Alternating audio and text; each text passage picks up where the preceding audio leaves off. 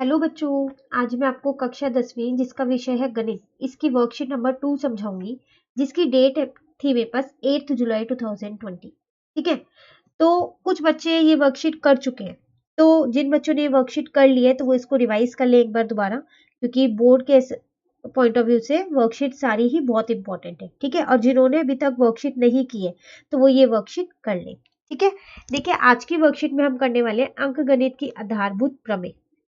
ठीक है, देखो सबसे पहले यहाँ पर दे रखा है गुणनखंड वृक्ष। ये सब आपने बचपन में किया है, ये है ना, ये गुणनखंड वृक्ष जिसमें आप क्या करते थे, अगर कोई भी एक नंबर दे रखा हो, जैसे हमको 32 दे रखा है, इसके गुणनखंड निकालने, लेकिन किससे निकालने हैं, वृक्ष बना के निकालने हैं। तो हम कैसे निकालते थे, ये 2 की टेबल से जाता था 16 पे। अब 2 तो किसी की टेबल में नहीं आता तो इसको छोड़ देते, फिर 16 2 की टेबल में आता था 8 पे, फिर 2 किसी की टेबल में नहीं आता, इसको छोड़ देते हैं, 8 आता था 2 की टेबल में 4 पे, है ना, फिर 4 आता था 2 की टेबल में 2 पे। तो ये हमने क्या बनाया, वृक्ष बना के इसके गुणनखंड निकाले, और आखिरी में हम क्या लिखते थे, लिख देते थे 32 के किसके बराबर आया, 2 इंटू 2 इंटू 2 इंटू 2 इंटू 2। जिनके नीचे भी वृक्ष नहीं बना हुआ है वो सारे संख्या हम यहाँ लिख देते थे। ठीक है, तो वही चीज आपको यहाँ पर बताई गई है। ठीक है ना, उसके बाद आपको क्या बताया गया कि एचसीएफ और एलसीएम कैसे निकाला जाता है संख्याओं का। ठीक है, तो हम ये अपने क्वेश्चन के साथ साथ ही इसको समझते रहेंगे। ठीक है, चलिए देखते हैं। यहाँ पर कुछ क्वेश्चन हमको करने के लिए दे रखे हैं।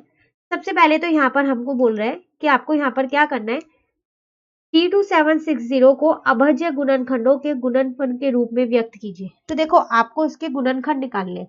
अब ऐसा कुछ लिखा नहीं है कि यहाँ पर आपको वो वृक्ष वाला ही बना के निकालने हैं, तो आप उससे भी निकाल सकते हो। ठीक है, लेकिन मैंने इसको इस मेथड से निकाल दिया। ठीक है ना, तो पहले मैंने इसको क्या किया, 2 से डिवाइड किया तो ये आया, फिर इसको 2 से डिवाइड किया तो ये आया 8190, फिर 8190 को 2 से डिवाइड किया तो 4095 आया। अब ये 2 की टेबल में नहीं जाएगा, नहीं जाएगा ना, तो अब मैंने इसको 5 से डिवाइड कर दिया तो 819 आ गया। ठीक है ना, अब 819 को 3 से किया क्योंकि 5 की टेबल से नहीं जाता। ठीक है, तो यहाँ पर मैंने 3 से कर दिया, फिर 273 3 पे जा रहा था 91 पे। अब 91 सिर्फ दो ही टेबल्स में आता है, एक 7 में और एक 13 में। दोनों एक बार 13 से 7 से किया तो 13 पे आया, 13 1 जा 13। इसका मतलब इसके गुणनखंड क्या आ गए, ये आ गए। ठीक है, आप चाहो तो इसको घात के उसमें भी लिख सकते हो, जैसे मैं आपको लिख के दिखा देती हूँ यहाँ पर, एक सेकेंड देखो, 32760 इज इक्वल टू 2 की घात 3 है, ठीक है, इंटू 5, 3 की घात 2 है, फिर 7 और फिर 13। ठीक है, तो आप इसको ऐसे भी लिख सकते हो। तो बस आपको क्या करना था, इसके अभाज्य गुणनखंडों के गुणनफल वो आपके पास ये रहे। ठीक है, इसी रूप में लिखना था तो हमने यहाँ लिख दिया। ठीक है ना, चलिए नेक्स्ट क्वेश्चन देखते हैं। इसमें कह रहे हैं अभाज्य गुणनखंड विधि द्वारा निम्नलिखित का एचसीएफ तथा एलसीएम ज्ञात कीजिए। ठीक है, तो आपको क्या निकालना है, एचसीएफ और एलसीएम निकालना है। तो देखिए अब हम इसका एचसीएफ और एलसीएम कैसे निकालेंगे। सबसे पहले हमने क्या किया, यहाँ पर एक सेकेंड, सबसे पहले हमने 15 और 12, ठीक है, पहले हमने 15 के फैक्टर्स यहाँ पर निकाले, गुणनखंड किया उसका तो 3 5 जा और 5 1 जा गया। ठीक है, फिर 12 का किया तो 2 6 जा, 2 3 जा और 3 1 जा गया। अब हमने 15 के लिख लिए 3 इंटू 5 और 12 का लिख लिया 2 into 3 into 3, sorry 2 into 2 into 3। ठीक है, अब जो भी इसमें उभयनिष्ठ है उसमें गोला लगा दिया, तो 3 देखो दोनों में ही आ रहा है, आ रहा है नहीं आ रहा है, तो मैंने दोनों 3 पे गोला लगा दिया। तो जो उभयनिष्ठ होता है, ठीक है, उसको लिख लो, वही आपका एचसीएफ होता है। ठीक है ना, तो यहाँ एक ही उभयनिष्ठ था, एक ही एक जैसे थे, कॉमन है दोनों के अंदर 3, तो मैंने यहाँ 3 लिख दिया। अब बात आती है एलसीएम कैसे निकालें।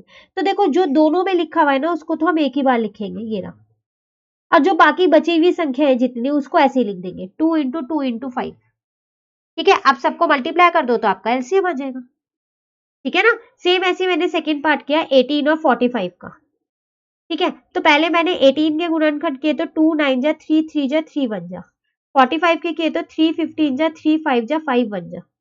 ठीक है, अब मैंने यहाँ पर 18 के लिख लिए और 19 के फैक्टर लिख लिए। अब देखो इसमें भी 3 है, इसमें भी 3 है, गोला लगा दिया, इसमें भी 3 है और इसमें भी 3 है, गोला लगा दिया। अब की बार 2 बार 3 यहाँ पर कॉमन है, तो एचसीएफ कितना आ जाएगा, 3 इंटू 3, तो वो आ गया 9।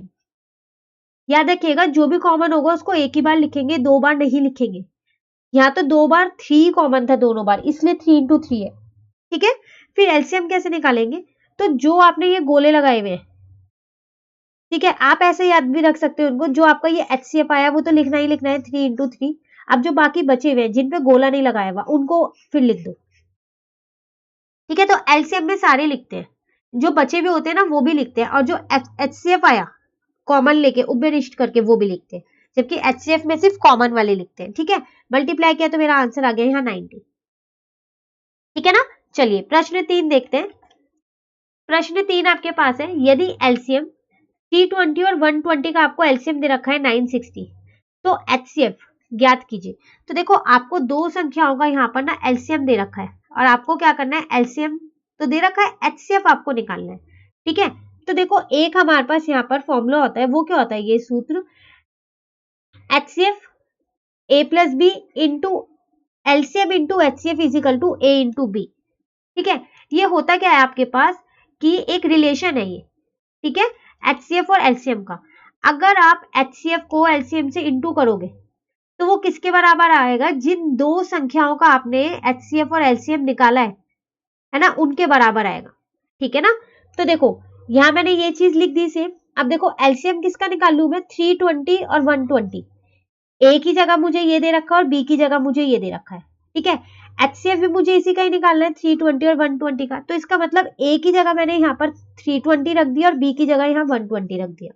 ठीक है, अब ये पूरा एलसीएम इसका मुझे दे रखा था 960, तो इस पूरे की जगह मैंने क्या रख दिया, 960 रख दिया। ठीक है, ये ऐसे लिखा हुआ है क्योंकि ये तो मुझे निकालना ही है, और ये 320 इंटू 120। अब ये 960 मल्टीप्लाई का है तो इधर जाके क्या बन जाएगा, ये डिवाइड का बन गया।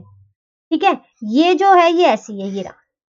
अब इस 320 से इस 960 को काटा, किस पे काटा, 3 पे। अब इस 3 से इस 120 को काटा तो कितना आ गया, 40 आ गया। ठीक है, तो आपका एचसीएफ कितना आ गया, 40।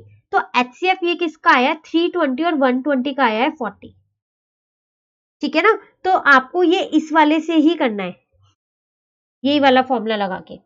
ठीक है, आप चाहो तो उसको वेरीफाई कर सकते हो, मतलब चेक कर सकते हो 320 और 120 का वैसे एलसीएम निकाल के, जैसे भी हमने क्वेश्चन नंबर 2 में निकाले थे, तो भी आपका 40 ही आएगा। ठीक है, पर इससे आसान है और शॉर्ट भी है, मतलब जल्दी से हो जाएगा। ठीक है ना, तो ये थे आपके पास आज के 3 क्वेश्चन आपकी वर्कशीट में।